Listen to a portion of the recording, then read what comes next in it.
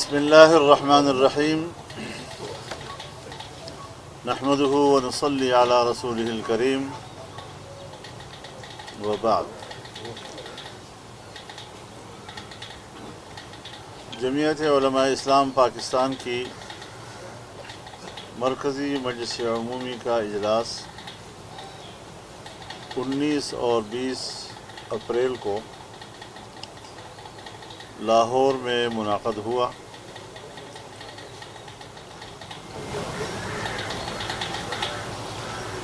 اس اجلاس کے فیصلوں کے حوالے سے میں کچھ بات کروں گا، پھر جو آپ لوگ کوئی سوال ہوگا تو انشاءاللہ اس پر بھی گفتگو ہوگی۔ جمعیت علماء اسلام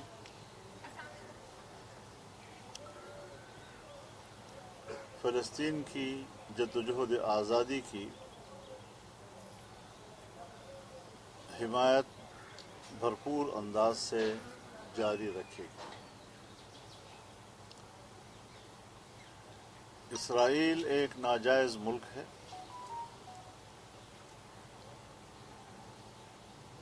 اور اس کی حیثیت ایک قابض کی ہے، فلسطینیوں کی سرزمین ہو یا عرب سرزمین ہو، اس پر قابض ہے۔ اگر وہ یہ سمجھتا ہے، جیسے کہ نیتن یاہو کہتا ہے کہ ہم دفاع کی جنگ لڑ رہے ہیں، کبھی دنیا میں دفاعی طور پر عام شہریوں پر بمباریاں ہوئی؟ کیا کوئی ملک اپنی دفاع میں ہزاروں چھوٹے بچوں کو شہید کرتا ہے؟ کیا دنیا کے کسی جنگ میں کوئی ایک فریق دفاع کرتے ہوئے خواتین کو شہید کرتا ہے؟ کیا کوئی ملک دنیا میں ہے کہ جنگ میں وہ بوڑھوں کو، جوانوں کو، جن کے پاس اسلحہ نہیں ہے، جو جنگ کا حصہ نہیں ہے، ان پر بمباریاں کریں اور 50,000 سے زیادہ شہداء جو پرامن شہری، ان کو جس طریقے سے ظلم و بربریت اور سفاکیت کا نشانہ بنایا گیا، یہ جنگی مجرم ہے اور عالمی عدالت انصاف نے اس کو گرفتار کرنے کا حکم دیا ہوا ہے۔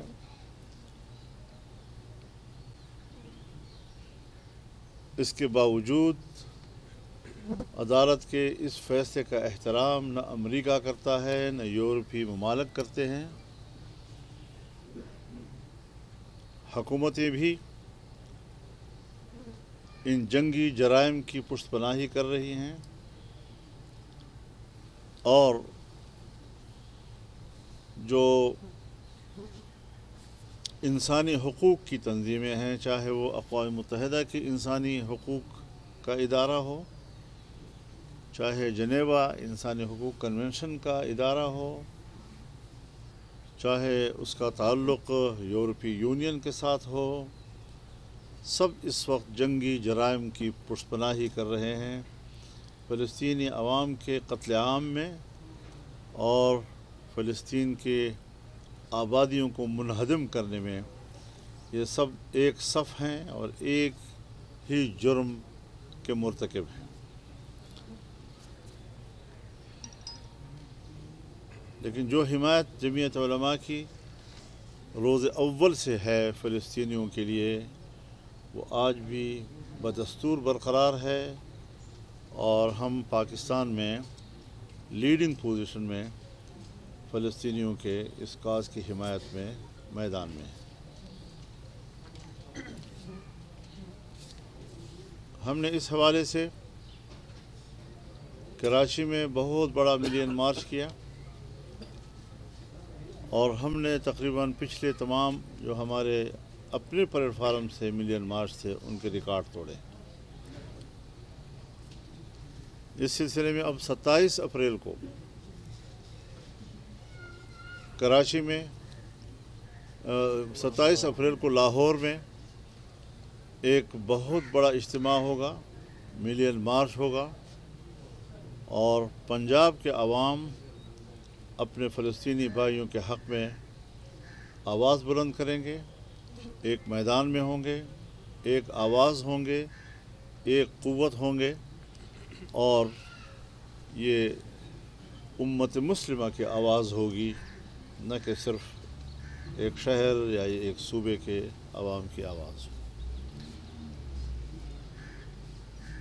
11 مئی کو انشاءاللہ العزیز پشاور میں فلسطینیوں کے حق میں اور غزہ کے شہداء کو خراج عقیدت پیش کرنے میں کے لیے ملین مارچ ہوگا۔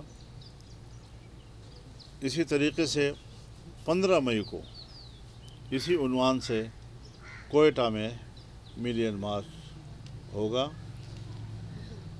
پاکستان کی آواز اب دنیا تک پہنچتی ہے اور پورے امت مسلمہ کی آواز بن چکی ہے، جو مسلم دنیا کے حکمرانوں کو بھی جھنجھوڑ رہی ہے اور خود مسلم امہ کی آواز بھی بن رہی ہے۔ یہ شرف اگر پاکستان کو حاصل ہے تو ہمیں اللہ کا شکر گزار ہونا چاہیے۔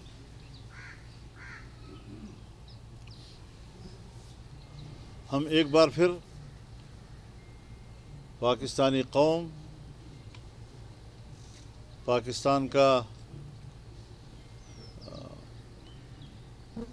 جو کاروباری طبقہ ہے، تاجر حضرات ہیں ان سے بالخصوص، اور عام آدمی اپنے بساط کے مطابق مالی جہاد میں شریک ہوں۔ سیاسی طور پر میری مکمل سپورٹ ان کو ہونی چاہیے۔ ہم کسی مسلمان بھائی کو اس طرح ایک سفاک کے منہ میں دینے کے لیے آمادہ نہیں ہو سکتے، اور ان کی آزادی کے حق کے لیے اپنی جنگ اور جدوجہد جاری رکھیں گے۔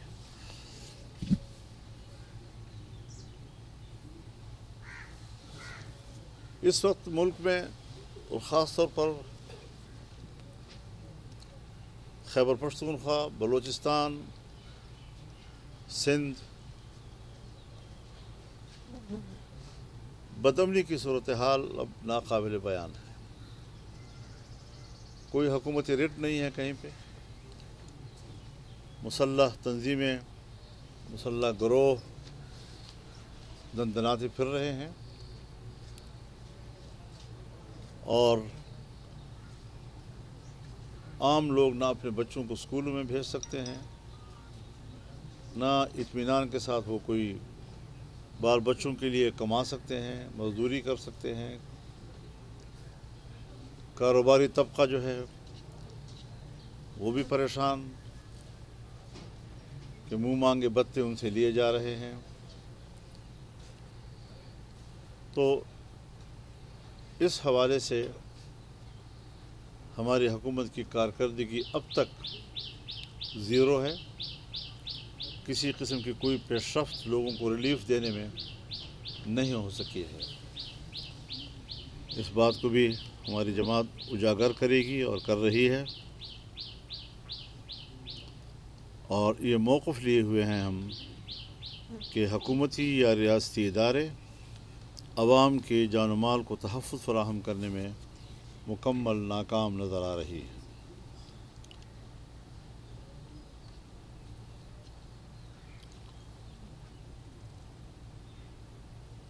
دھاندلی کے نتیجے میں قائم ہونے والی حکومت، چاہے وہ وفاق میں ہو چاہے وہ صوبوں میں ہو، عوام کے مسائل کے حل اور امن و امان کے قیام میں مکمل ناکام ہو چکی ہے۔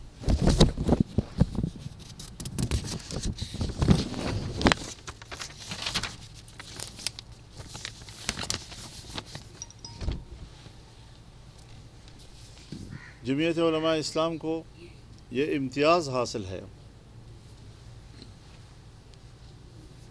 کہ ہم نے 2018 کے انتخابات کو دھاندلی زدہ قرار دیا اور نتائج تسلیم نہیں کیے۔ آج 2024 کے الیکشن پر بھی ہمارا وہی موقف ہے، اور ہم ان اسمبلیوں کو عوام کی نمائندہ اسمبلیاں نہیں کہہ سکتے۔ اس بات پر زور دے رہے ہیں ہم کہ قوم کو شفاف اور غیر جانبدار انتخابات کی ضرورت ہے۔ ووٹ عوام کی امانت ہے۔ جب ایک دفعہ ووٹ عوام کی امانت ہے اور کوئی بھی حکومت بنتی ہے تو اس حکومت کے ہاتھ پر اگر عوام کی اکثریت بیعت کرتی ہے تو اس کے حق حکمرانی کو کوئی بھی چھین نہیں سکتا۔ لیکن یہاں مسلسل عوام کی رائے کو مسترد کیا جاتا ہے، منمانی نتائج سامنے آتے ہیں اور سلیکٹڈ حکومتیں جو ہیں وہ قوم پر مسلط کر دی جاتی ہیں۔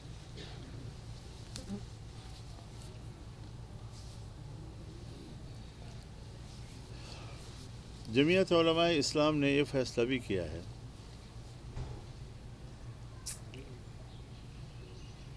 کہ ہم اپنے ہی پلیٹ فارم سے سیاسی جدوجہد جاری رکھیں گے۔ الیکشن کے بارے میں ہمارا جو موقف ہے، غزہ کے حوالے سے ہمارا جو موقف ہے، صوبوں کے حقوق کے حوالے سے جو ہمارا موقف ہے، اور اگر صوبوں کا حق چھینا جاتا ہے تو ہم صوبوں کے ساتھ کھڑے ہوں گے۔ جمعیت علماء اسلام اپنے پلیٹ فارم سے اس حوالے سے میدان میں رہے گی۔ البتہ آئے روز کے معاملات میں کچھ مشترک امور سامنے آتے ہیں، اس حوالے سے مذہبی جماعتوں سے مل کر اشتراک عمل کی ضرورت ہو یا پارلیمانی اپوزیشن جماعتوں کے ساتھ اشتراک عمل کی ضرورت ہو، تو اس کے لیے حکمت عملی اسٹریٹجی وہ جمعیت علماء کی شورا اور عاملہ کرے گی، کیونکہ یہ ملک ہمارا ہے، سب کا ہے، بہت سی چیزیں ہمارے درمیان مشترک ہوتی ہیں، تو یقیناً ہمارے ہاں اور ہر جگہ اتحاد صرف حکومتی بینچوں کا ہوتا ہے۔ جو حکومت میں نہیں بیٹھتی وہ اپوزیشن میں بیٹھ جاتی ہے۔ اپوزیشن میں کوئی باضابطہ اتحاد کا تصور نہیں ہوتا، اور جو حکومت میں نہیں جاتی وہ اپوزیشن میں بیٹھ جاتی ہے۔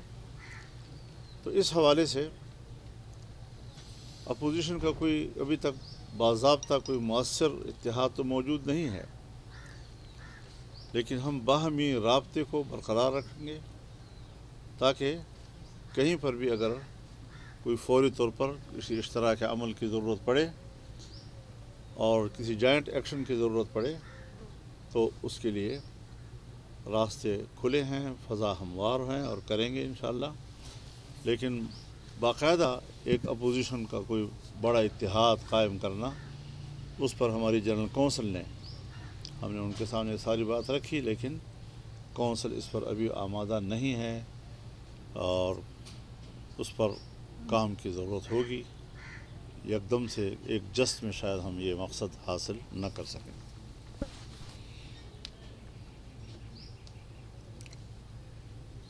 مائنز اینڈ منرلز بل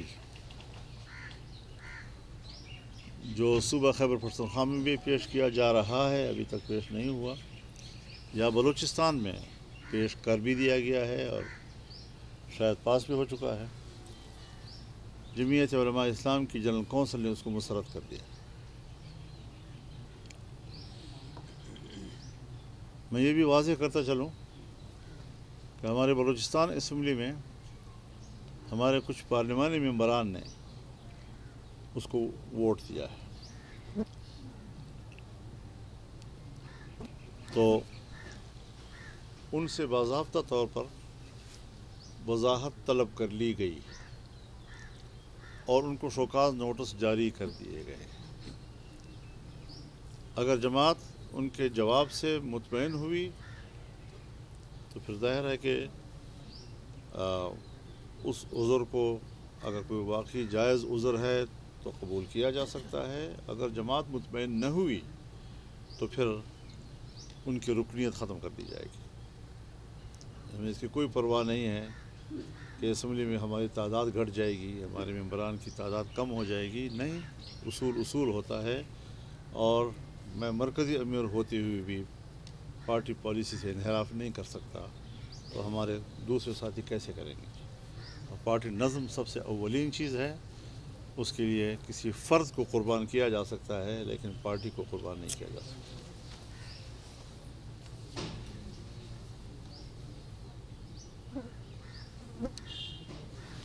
اس حوالے سے بھی جو پھر آئندہ مستقبل میں فیصلے ہوں گے تو حکمت عملی ہماری مرکزی عاملہ یا شورا یہ طے کرے گی.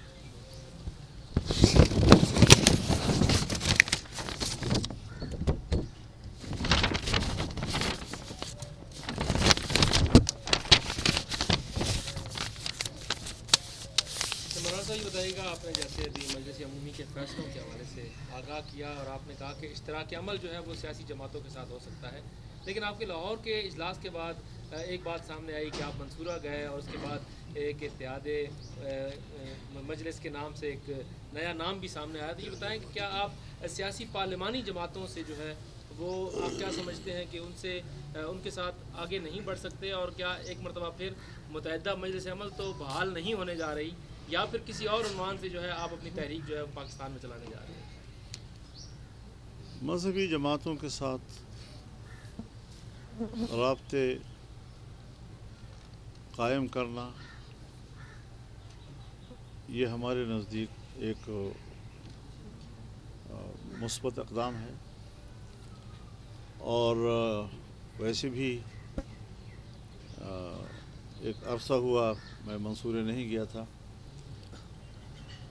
نئے امیر ان کے منتخب ہوئے تب بھی میں نہیں جا سکا. اور انہی دنوں میں جب ہماری مرکزی مجلس عمومی کا اجلاس ہو رہا تھا تو پروفیسر خورشید صاحب کی وفات بھی ہو گئی، تو تعزیت کے لیے بھی پھر میرا جانا وہاں ضروری ہوا. اور انشاءاللہ اس رابطے کے مثبت اثرات سامنے آئیں گے. جہاں تک ہے مجلس اتحاد امت کا تعلق، اس کا جماعت اسلامی کے دفتر جانے سے کوئی تعلق نہیں. یہ جو ہم نے اسلام آباد میں کنونشن کیا تھا جس میں مولانا مفتی محمد تقی عثمانی صاحب اور مفتی منیب الرحمن صاحب یہ سارے حضرات شریک تھے، تو اس کنونشن سے یہ نام تجویز کیا گیا تھا. اس کنونشن سے آپ لوگوں نے تو پرسوں میرے جب اسلامی کے دفتر میں جانے سے جوڑ دیا اس کو. اور یہ بھی ہے کہ اگر اس نام سے مزید ہم جلسے کریں گے تو یہ کوئی باضابطہ نہ کہ کوئی اتحاد ہے، نہ کوئی تنظیم ہے، نہ اس کی کوئی رکن سازی ہے، نہ اس کی کوئی تنظیمہ ڈھانچہ ہے. ایک اشتراک عمل کی حد تک ایک بیٹھک ہے. اور علماء کا اکٹھے بیٹھنا، اس کے یہ فائدہ بھی ہم اٹھائیں گے اور اس پر ہم متفق ہیں کہ اگر کوئی دینی شرعی مسئلہ ملک میں آتا ہے تو اس پر بھی ہم مل کر بیٹھ سکیں اور گفتگو کر سکیں. فلسطین کا معاملہ ہے تو اس پر بھی ہمارا ایک اشتراک عمل اس حوالے سے ہونا چاہیے.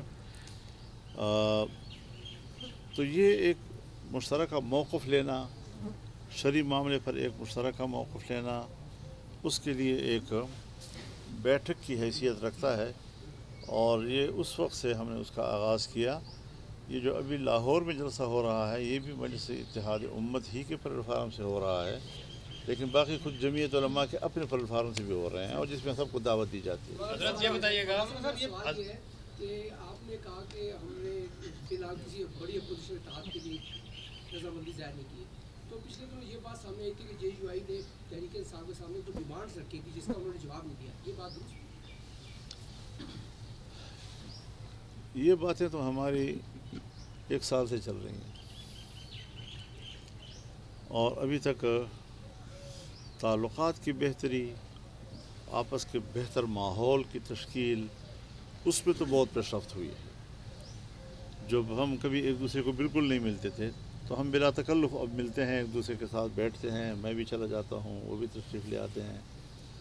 تو لیکن یہ پوری دنیا میں بھی ہے جہاں پر پارلیمانی جمہوری نظام ہوتا ہے، جہاں پر پارلیمنٹوں میں اپوزیشن بیٹھتی ہے، تو کبھی کبھی ایسا بھی ہوتا ہے کہ 2 پلیٹ فارم ہوتے ہیں، وہ آپس میں رابطہ بھی رکھتے ہیں لیکن ان کا ایکشن جو ہے وہ اپنے اپنے پلیٹ فارم سے ہوا کرتا ہے۔ تو یہ کوئی پہلی مرتبہ پاکستان میں ایسا نہیں ہو رہا، دنیا کے اور پارلیمانی ملکوں میں بھی اس طریقے سے مثالیں موجود ہیں۔ حضرت یہ بتائیے گا، یہ بتائیں فلسطین کا ایک بڑا سیریس ایشو ہے، بڑے بڑے اجتماعات اور میلین مارچ تو ہو جاتے ہیں، تمام جماعتیں بھی اس حوالے سے سرگرم رہتی ہیں، ماشاء اللہ بڑا اچھا عملی اقدام جو عالمی سطح پر کیا جانا چاہیے اور حکومتوں کو مجبور کرنا چاہیے، کیا آپ سمجھتے ہیں کہ وہ ایک چیز منظر آپ کے سامنے نظر آیا ہے، اس کا ممکن ہے یا حکومت کو کیا کرنا چاہیے؟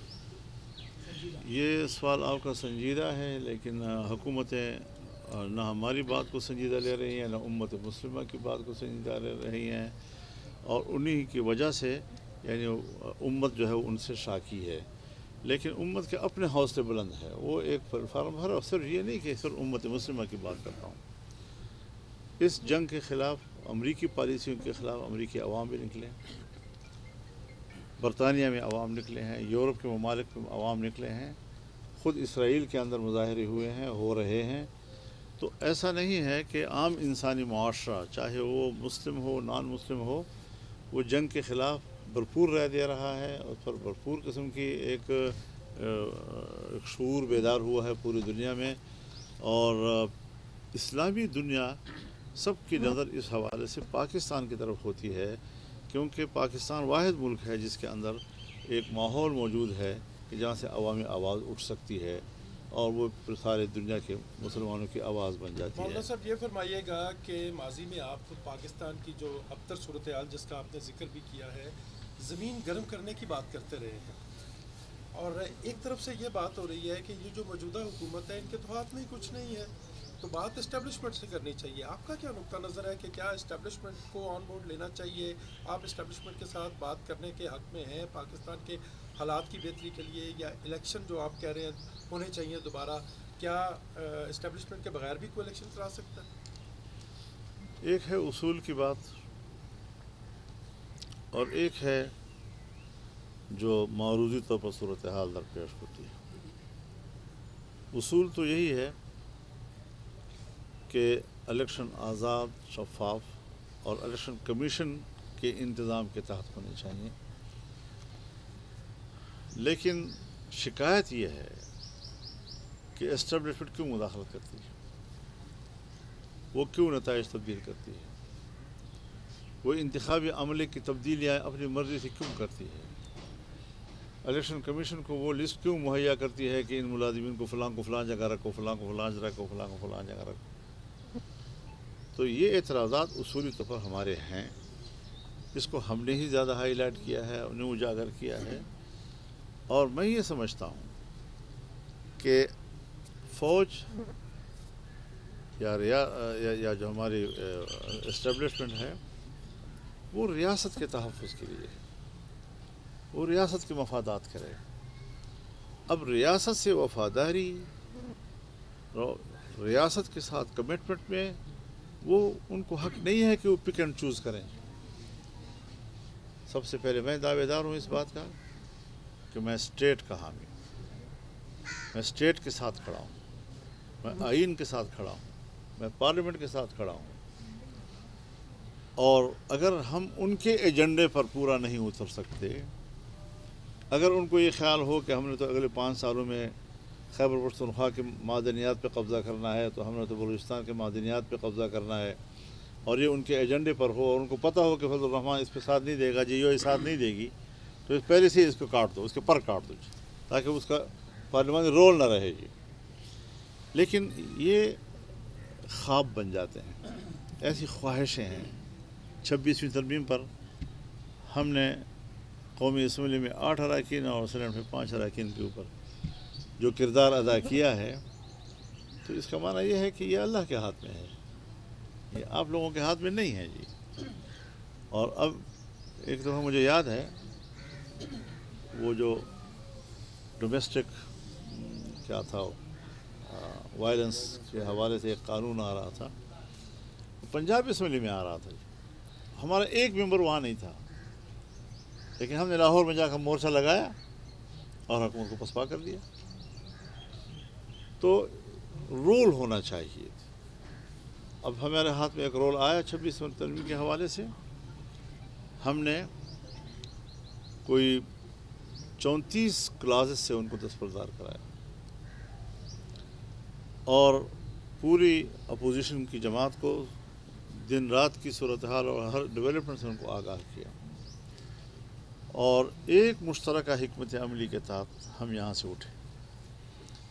اگر انہوں نے ووٹ نہیں کیا تو میری خواہش اور تجویز پہ نہیں کیا، میں اس پہ راضی تھا۔ اگر میں نے ووٹ کیا تو میرے ووٹ پر وہ راضی تھے اور ہمیں اپریشیٹ کیا انہوں نے جی۔ پی ٹی آئی والے؟ ہاں نا، آپ نے ذرا دیکھے نا جی سینٹ کی تقریر اور قومی اسمبلی کی تقریر، یہاں جو اس دروازے کے سامنے آپ کی موجودگی میں پریس کانفرنس ہوئی تھی، وہ یاد نہیں ہے آپ لوگوں کو؟ آپ عجیب لوگ ہیں، جلدی بھول جاتے ہو خدا کے بندے سے۔ آپ کی بات اگر ہوگی میں کرنا سنا، آپ نے بہت اچھی بات کی کہ آپ نے کہا کہ باہر اتحاد نہیں ہو سکتا، اندر جب آپ کی اپنی مرضی تھی 26ویں آئینی ترمیم پہ تو آپ نے اتحاد کر لیا، اپنی بات منوا بھی لی، ایون کہ اس اسمبلی میں جہاں آپ کا کوئی ممبر نہیں تھا وہاں پہ بھی آپ نے اپنی بات کو منوا لی۔ اس وقت ملک میں مہنگائی ہے، بدامنی ہے، لاقانونیت ہے، یہ بھی آپ ہی ہمیں بتاتے ہیں اور ہم بھی دیکھتے ہیں، تو کیا وجہ ہے کہ اپوزیشن دوسرے مسائل پہ اندر اکٹھی نہیں ہوتی، وہ سنجیدہ نہیں ہوتی؟ کیا یہ واک اوور نہیں دے رہے گورنمنٹ کو آپ لوگ؟ اس میں کوئی شک نہیں ہے کہ کچھ چیزیں ایسی ہوتی ہیں کہ اگر آپ اس کا انتظام نہیں کر پاتے فوری طور پر تو کوئی تو فائدہ اٹھاتا ہے اس سے، تو اس سے حکومت تو فائدہ اٹھاتی ہے جتنا ان کو موقع ملتا ہے۔ لیکن اتحاد کے لیے بھی حضرت ہم آنکھیں بند کر کے تو کسی پلیٹ فارم پہ نہیں کھڑے ہو سکتے، تو ہمارے پلیٹ فارم سے آپ دیکھ رہے ہیں کہ موقف ایک ہی جا رہا ہوتا ہے۔ اپوزیشن کی کسی پارٹی پر ہم تنقید نہیں کرتے، ہم بعض دفعہ ان کی کسی بات کا جواب بھی نہیں دیتے، تاکہ اور اگر آپ نے کبھی سوال کیا ہو کہ یہ فلاں نے آپ کے بارے میں بیان دیا ہے تو میں نے آپ کو یہی جواب دیا ہوگا کہ اس کا جواب میں نہیں دوں گا، اس کا پارٹی ڈسپلن کے تحت ان کا فرض ہوگا کہ وہ ان سے پوچھے کہ آپ نے ایسی بات کیوں کی ہے۔ باقی صوبے ہیں تو صوبوں میں بھی ہم اپوزیشن میں ہیں، اگر کہیں پر پیپلز پارٹی کی حکومت ہے اور وہاں ہم اپوزیشن میں ہوں، کہیں پر مسلم لیگ کی حکومت ہے وہاں ہم اپوزیشن میں ہوں، کہیں پی ٹی آئی کی حکومت ہے وہاں ہم اپوزیشن میں ہوں، تو بلوچستان میں بھی ہم اپوزیشن میں ہیں، کے پی میں بھی ہم اپوزیشن میں ہیں۔ اب ظاہر ہے کہ وہاں پر اگر ایک حکومت ہے تو پی ٹی آئی کو یہ بات سمجھ لینی چاہیے، پیپلز پارٹی کو یہ بات سمجھ لینی چاہیے کہ وہ اس صوبے کی حکومت کی اپوزیشن ہے، تو انہوں نے صوبے کی حکومت کو ٹارگٹ کرنا ہے، پارٹی کو ٹارگٹ نہیں کر رہے جی، تو حکومت سے شکایات ہوتی ہیں۔ تو ابھی بھی سندھ میں جو کینالز کا مسئلہ اٹھا ہے تو پارٹی کے خلاف، ان کی پالیسی کے خلاف ہے نا، اب تو وہ بھی کہہ رہے ہیں کہ غلط ہے، لیکن وہ عوامی دباؤ کے تحت کہہ رہے ہیں۔ تحفظ آئین پاکستان نے آپ سے باضابطہ درخواست کی تھی، آپ نے ٹائم مانگا، کیا جو فیصلہ ہوا ہے اتحاد میں شمولیت کے حوالے سے جانا یا نہ جانا وہ ان کو آگاہ کر دیا گیا ہے؟ اور دوسری بات ہے پی ٹی کہتی ہے کہ ہم نے مولانا صاحب کے جتنے تحفظات تھے ان کو دور کرا دیا ہے، تو اب کیا ریزن ہے کہ جے یو آئی جو ہے وہ اتحاد میں نہیں جا رہا؟ مجھے تو یہ سوال صحیح نہیں لگتا کہ انہوں نے یہ کہا ہو کہ ہم نے سارے تحفظات دور کر دیا، ایسا کوئی بیان ان کا نہ آیا ہے نہ کسی سے وہ بات کر سکتے ہیں جی۔ تو جب دور ہو جائیں گے پھر خیر ہو جائے گی۔ فلسطین کے حوالے سے آپ کا ظاہری بات ایک واضح موقف رہا ہے۔ کچھ دن قبل بھی ایک سیمینار ہوا کانفرنس میں، جہاد کے حوالے سے بات کی گئی کہ وہاں پر اب فرض ہے، تو مولانا صاحب کب اعلان کریں گے وہاں جہاد کی، اور کیا یہ اعلان جس طرح ہم ماضی میں افغان جہاد کی جو خمیازہ ہم بھگت رہے ہیں، کیا اس طرح تو نہیں ہوگا؟ آپ کیوں لفظ جہاد سے ڈرتے ہیں؟ آپ کلمہ گو مسلمان ہیں، آپ کا قرآن جہاد کی بات کرتا ہے، رسول اللہ صلی اللہ علیہ وسلم جہاد کی بات کرتے ہیں، فقہا جہاد کی بات کرتے ہیں۔ جہاد ایک مستقل عنوان ہے دین اسلام کا، اور ہم ایسے لفظ سنتے ہیں تو مذاق اڑانا شروع کر دیتے ہیں۔ ملاؤں کا فتویٰ ہے، مولوی صاحبان نے پھر فتویٰ دے دیا، اب پہلے کون جائے گا وہاں پر جی؟ تو اس قسم کی چیزیں مسخرہ پن، اپنا مسخرہ کن یہ لوگ بند کریں۔ اور میری بات تو سنیں، میری بات تو پورے ہونے دے، فتوے کو بھی میں جانتا ہوں۔ جہاد کی بات نہیں سن رہے لوگ۔ تو جہاد سے، شرعی قانون سے، آج آپ کہیں پاکستان میں شریعت ہو کیا ہو جائے گا، ہاتھ کٹیں گے، گردن کٹے گا، فلاں کٹے گا، فلاں کٹے گا۔ اپنے دین جس پر ہم ایمان لا کر مسلمانوں کے صف میں اپنے آپ کو شریک کرتے ہیں، اپنا مسلمان اپنے دین سے ڈر رہا ہے، اور یہ دین صرف مولوی کا ہے؟ جس طرح میں کلمہ گو ہوں آپ اس طرح کلمہ گو ہیں، جس طرح میں نماز پڑھتا ہوں آپ اس طرح نماز پڑھتے ہیں۔ کبھی رسول اللہ صلی اللہ علیہ وسلم نے فرمایا کہ ایک زمانہ آ جائے گا کہ اسلام کی بات کرنا ایسا ہوگا جیسے مٹھی میں آدمی انگارہ پکڑے۔ یہی صورتحال اب آ گئی ہے کہ دین اسلام کو ہم عجوبہ سمجھ رہے ہیں، دین اسلام کو ہم کوئی ایک ایسا اجنبی چیز سمجھ رہے ہیں۔ تو الاسلام غریب و سیعود غریبا، رسول اللہ نے فرمایا کہ آج بھی اسلام جو ہے وہ ناآشنا چیز ہے، ایک زمانہ آئے گا جب پھر اسلام ایک دفعہ ناآشنا چیز تصور کی جائے گی۔ یہ خرابیاں ہیں ہمارے اندر، یہ کمزوریاں ہیں۔ ہر مسلمان کو اپنے اندر کی اصلاح کرنی چاہیے۔ جہاد کا مذاق اڑانا، اب جہاد کیا غزے کا مسلمان اور فلسطین کا مسلمان جس پر ایک غیر مسلم قابض ہے، مسجد اقصی پر قابض ہے، اس کو چھڑانے کے لیے وہ قربانیاں دے رہے ہیں، اور عالم دین اس کو جہاد کہہ رہا ہے، اور آپ جہاد کا مذاق اڑا رہے ہیں؟ یہ فلسطینیوں کے ساتھ دشمنی ہے۔ افغانستان میں جہاد تھا، ہم جہاد کہتے تھے۔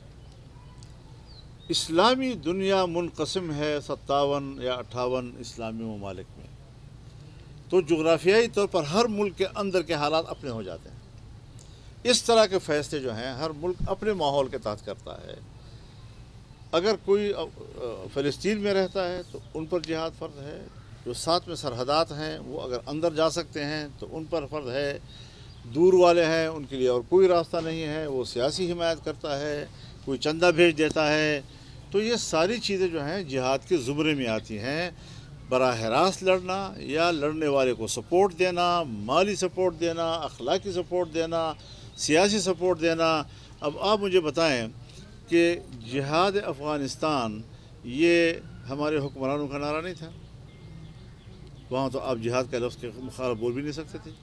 کیا کشمیر میں جو آپ لڑ رہے ہیں کیا یہ جہاد کے زمرے میں آپ آج تک اس سے دستبردار ہوئے ہیں؟ تو یہ ساری چیزیں ایسی ہیں کہ بساط کے مطابق آپ جتنا کچھ کر سکیں۔ یہ نماز کی طرح نہیں ہے، نماز کا نہ ٹائم تبدیل ہو سکتا ہے نہ طریقہ تبدیل ہو سکتا ہے، لیکن جہاد ایک عمل ہے، اس کے لیے تدبیر ہوتی ہے، مشاورت ہوتی ہے، کس طرح لڑنا ہے، کس سطح پہ لڑنا ہے۔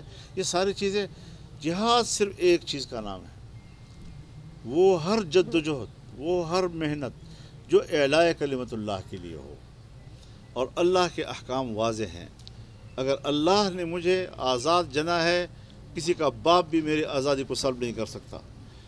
اگر اس نے حرم میرے حوالے کیا ہے، حضرت عمر کے حوالے کیا ہے، صلاح الدین ایوبی کے حوالے کیا ہے، مسلمانوں کا اس کے اوپر قبلہ اول رہا ہے، رسول اللہ صلی اللہ علیہ وسلم اپنی حیات تک ادھر رخ کر کے نماز پڑھتے رہے ہیں، تو اس پر ان کا قبضہ جو ہے وہ مسلمان کیسے قبول کرے؟ تو یہ ساری چیزیں حضرت، جب آپ اللہ کے دین کے کسی حکم کو اونچا کرنے کے لیے اور اس کے کلمے کو بلند کرنے کے لیے آپ سادہ سی گفتگو بھی کرتے ہیں، وہ بھی جہاد کے زمرے میں آ جاتا ہے۔ اور اگر یہ مقصد نہ ہو تو پھر اور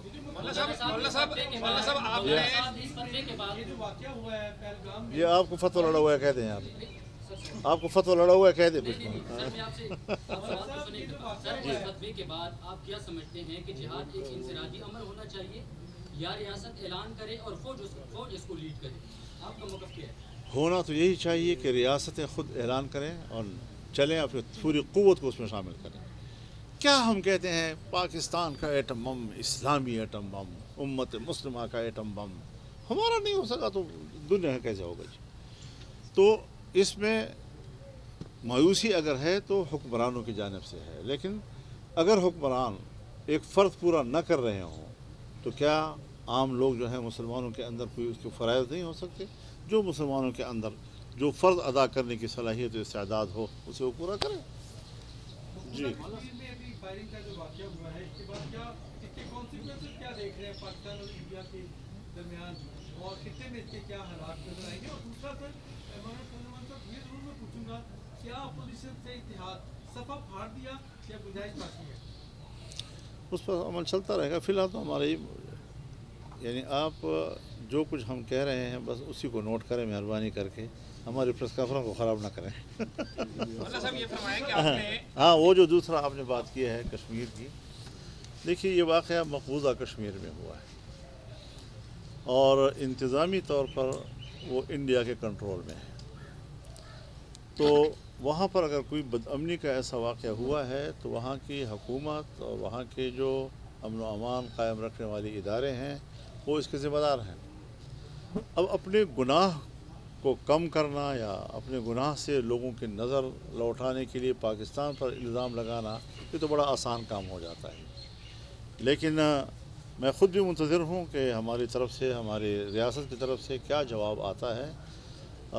अब तक जो 2-4 जुमले में कोई जवाब आया है वो इब्तिदाई इनिशियल हो सकता है ज़्यादा से ज़्यादा, अभी तफसीलात उसकी मज़ीद भी आनी हैं, सूरत हाल वाज़े होना है, तो एहतियात के साथ हमें इस हवाले से आगे बढ़ना है। किसी तरह जज्बाती पोजीशन हमने नहीं लेनी।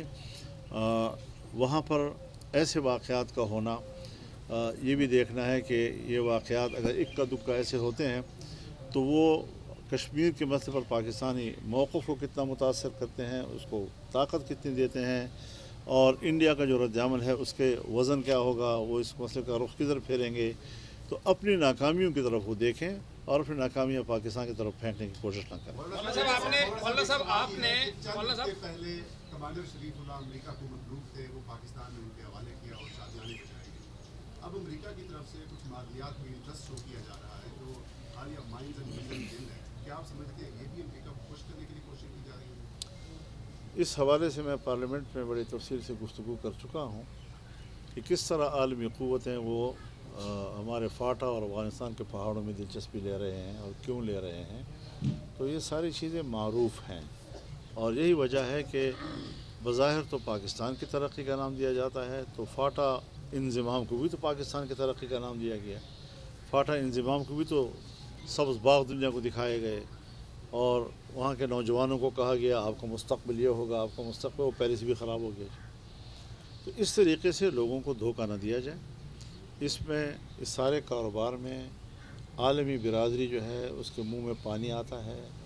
वो ऐसे ममालिक में झाँक घुसते हैं। इन्होंने सारा कुछ जो इराक़ में किया तो अपने मादनियात के लिए किया, लीबिया में किया तो अपने मादनियात के लिए किया, जहाँ भी जाते हैं अपने मादनियात को सामने रख के, अपने मफादात को सामने रख के जाते हैं। हमारे मुल्कों के वहाँ पर भी हम इसके हामी हैं कि दुनिया आए और पाकिस्तान में सरमायाकारी करे। हम सरमायाकारी के ख़िलाफ़ नहीं। सरमायाकारी जो है वो ऐसी एक चीज़ है कि जिसमें अमेरिका भी बैरूनी सरमायाकारी से बेनियाज नहीं रह सकता जी, लेकिन उसके उसूल होने चाहिए।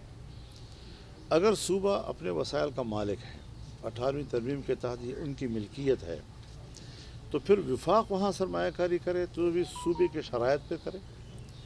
अगर बाहर की दुनिया आती है तो पहले हमारे विफाक के पास आए, मुल्क से बात करके फिर उनकी वसाता से सूबे में जाए और उस सूबे के शराइत पर उसके मफादात के तहफ़्फ़ुज़ के साथ अगर सरमायाकारी होती है तो हम कोई जज्बाती लोग नहीं है कि खाम अपने मुल्क की तरक्की का रास्ता रोकते हैं। लेकिन चोरी छुपे इस तरह हमारे वसाइल को बेचना और फिर हमारे आइन को सबूताश करना, आइन की नफ़ी करना, اس پر ظاہر ہے کہ ہمارا موقع بڑا مولانا واضح صاحب ہے۔ آپ نے کہا کہ اسٹیبلشمنٹ کا کام نہیں ہے الیکشن میں مداخلت کرنا، ان سے سیاسی جماعتوں کا کام ہے آپس میں بات چیت کرنا سب کچھ۔ کیا یہ حقیقت نہیں ہے کہ جب آپ نے آزادی مارچ کیا تھا تو اس کے بعد آپ نے کو ایک یقین دہانی کرائی گئی تھی جس میں آپ نے کہا تھا کہ میں جولی بھر کے جا رہا ہوں، خالی ہاتھ نہیں جا رہا، اور اس کے بعد پھر وہ نمبر ہی بند کر کے چلے گئے تھے، پھر دوبارہ بات چیت شروع ہوئی، پھر نیوٹرل کا بات کی گئی، پھر اس کے بعد آپ لوگوں کا اب تو ہر کسی کو پتہ ہے کہ وہ حکومت کیسے کرے گی۔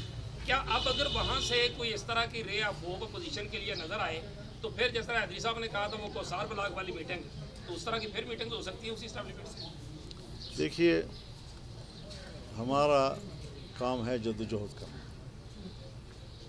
جدوجہد کی کامیابی پر نقشہ کیا بنتا ہے، یہ ضروری نہیں ہے کہ ہم رات کو تحریک چلا رہے ہیں اور یکدم صبح کی روشنی کے سور نکال لائیں۔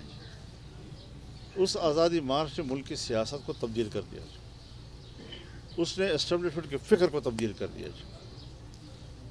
اگر پیپلز پارٹی اور مسلم لیگ وہ عدم اعتماد کے نقطے پر اتفاق نہ کرتی تو تحریک کی قوت سے حکومت کو استعفے پہ بھی مجبور کیا جا سکتا تھا اور الیکشن کے نتائج بھی اس سے مختلف ہوتے تھے، لیکن وہاں پر پھر ایک کمپرومائز کیا گیا، عدم اعتماد کی تحریک کا سہارا لیا گیا۔ پھر ہم نے کہا کہ اب حکومت ہاتھ میں آ گئی ہے، ابھی سے الیکشن کا اعلان کر دو، جتنا ٹائم آپ اس میں دے سکتے ہیں وہ ٹائم لوگوں کو دے دو تاکہ فضا بن جائے فوراً الیکشن کی۔ کہتے ہیں نہیں ہم نے تو 16 مہینے حکومت کرنی ہے جی۔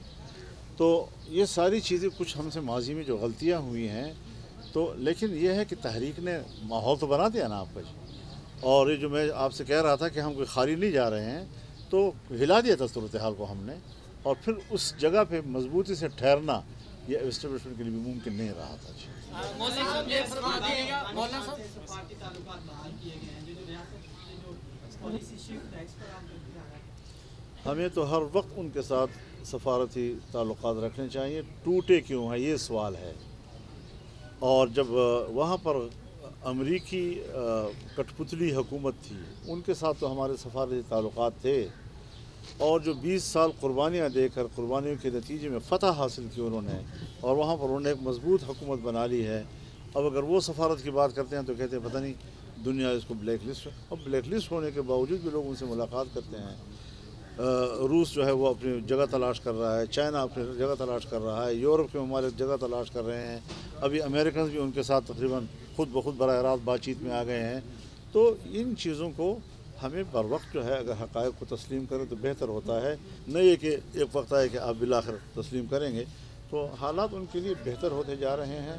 ہم ایک بات کی کوشش کریں، اور ہمارا ایک ہدف ہونا چاہیے کہ ہم افغانستان کے بچے کو ان کے دل میں پاکستان کی محبت ڈال دیں، انہیں پرو پاکستانی بنائیں۔ یہ ہماری ضرورت ہے۔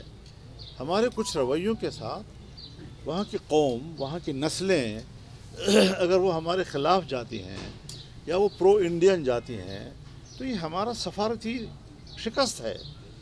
ضد اور دھمکیوں سے اور ان چیزوں سے مسائل حل نہیں ہوں گے جی۔ آپ پیار دیں۔ اگر روس نے 14 سال جنگ افغانستان میں لڑے اور ناکام ہو کر گیا، اور آج وہی روز جو ہے آتا ہے وہ تو دوستی کرتا ہے، ان کی سفارتی پوزیشن کو قبول کرتا ہے، چائنا قبول کرتا ہے، امریکہ براہ راست گفتگو میں آ رہا ہے ان کے ساتھ، اور خطے میں اثر نو وہ سوچ رہے ہیں، تو ہمیں کیوں نہیں سوچنا چاہیے اس حوالے سے؟ پر وہ ہمارا برادر اسلامی ملک ہے، وہ ہمارا پڑوسی ملک ہے، ان کے اور ہمارے سرحدات جو ہیں وہ رلے ملے ہوئے ہیں، اور آنا جانا وہاں کے لوگوں کا صدیوں سے ہمارے ساتھ ہے۔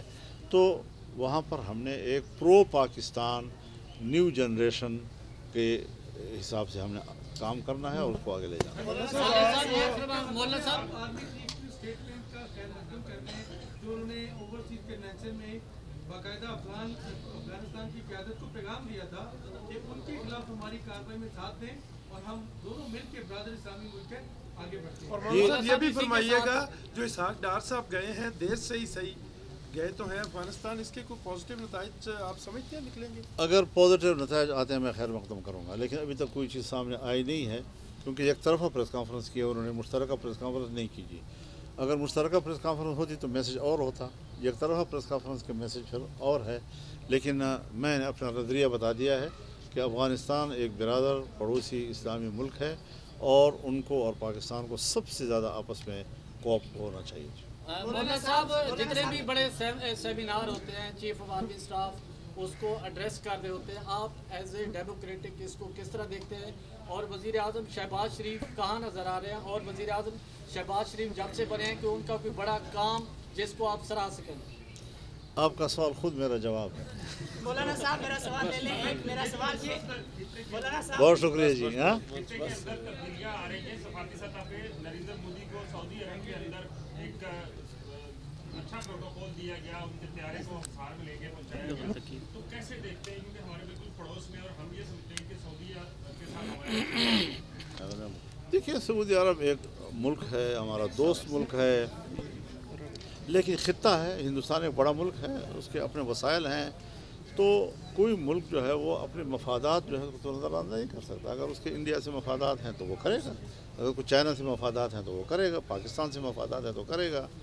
تو اس کے لیے ہمیں بیٹھ کر سوچنا چاہیے کہ دنیا کے ممالک پاکستان سے زیادہ اپنے مفادات کو وابستہ کریں, نہ یہ کہ ہمارے مخالف لوگوں سے تو پھر ظاہر ہے کہ کچھ اپنے لیے تو کچھ کرنا پڑے گا. پھر آپ دیکھیں عرب ملکوں میں انڈیا جو ہے اس کی افرادی قوت ہم سے زیادہ ہے, جو لوگ وہاں پر پیسہ کماتے ہیں, وہاں پر انویسٹمنٹ کرتے ہیں, یہ ساری چیزیں موجود ہیں ان کی بھی. تو پاکستان کو اپنے حوالے سے بہتر انداز سے سوچنا چاہیے, اور صرف ایک جو ہماری اپروچ یا فوجی سوچ ہے یہ کافی نہیں ہے جب تک کہ اس کے اندر پولیٹیکل اپروچ نہیں ہوگی اور اکنامک اپروچ ہماری اپنی نہیں ہوگی. تو سب کے مشاورت اور سب کی سوچ کے ترجیحات کے ساتھ ہمیں پالیسی بنانی ہوگی. ایک طرف ہے ایک ادارہ جو ہے وہ پاکستان کے لیے پالیسی نہیں بنا سکتا. شکریہ. جیسے آپ نے جہاد کی بات کی, فلسطین کے ایشو پر جو مذہبی جماعتیں یا علماء کرام وہ متحد ہونے میں کیوں ناکام ہیں؟